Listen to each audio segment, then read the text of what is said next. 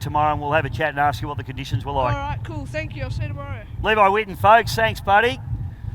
One of the future of powerboat racing in Australia. I tell you what, if he doesn't make it as a racer, he might make it as a commentator because he goes all right, I reckon.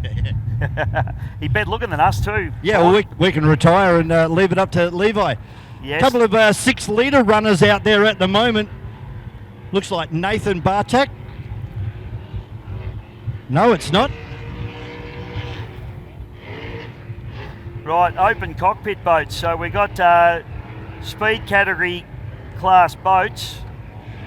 So there'll be probably some 105s out there, I would say. I've just had an update from one of our officials, and Nathan unfortunately has found a bolt inside the engine. He is out for the weekend. Oh dear. He is absolutely distraught over there in the bid area, as you would be.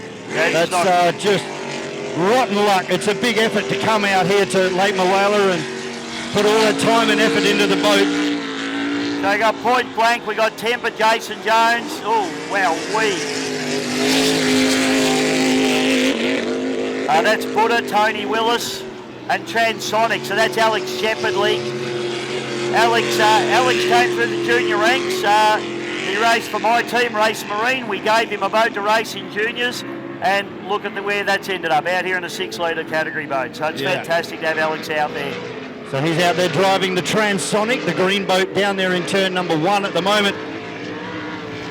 Tony Willis in Buddha. He'll be one up to keep an eye on this weekend. Yeah, that's the orange boat down the back straight there, mate. A good friend of mine, Jason Jones, there just rounding around the outside there in the yellow machine timber. Well, Jonesy, hang on to it, son. Don't bet him in practice is the answer.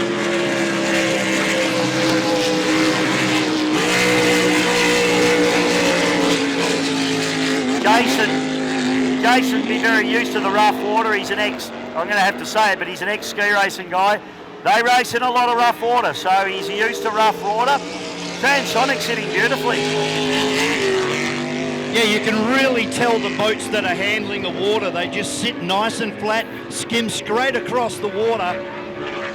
As we see the yellow boat coming down into turn number 2 now with Tony Willis. Looks like he's backed off.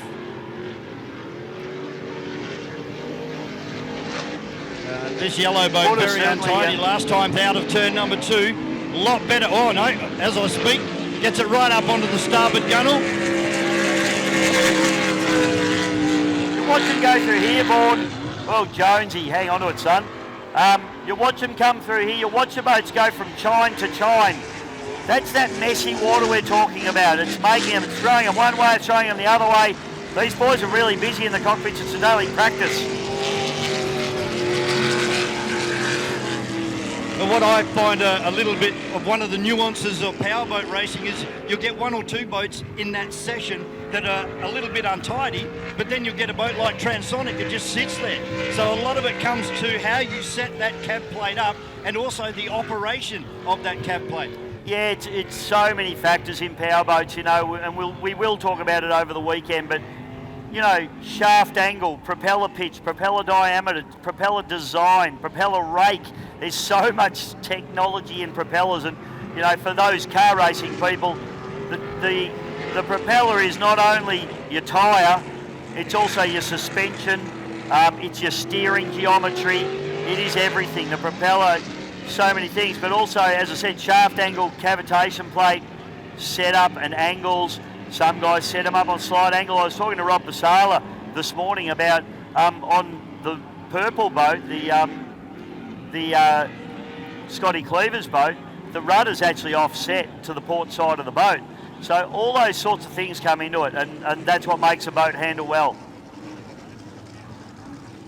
Yeah, of course, the propeller acts as the wheels, the gearbox, the diff, it's all of those. It's a complete driveline in one. It's the whole lot, mate. So and then you go on board and have a look at the human aspect that's operating that equipment. They've got to be in the right mind. They've got to be feeling good, confident.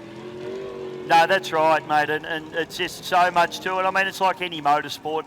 They've all got, as you said, their nuances and their you know, just idiosyncrasies, I suppose you'd say. Powerboat racing's no different. People go, oh, well, how much can there be to it? It's water and it's a boat. But Hull design, incredibly important, especially these displacement boats.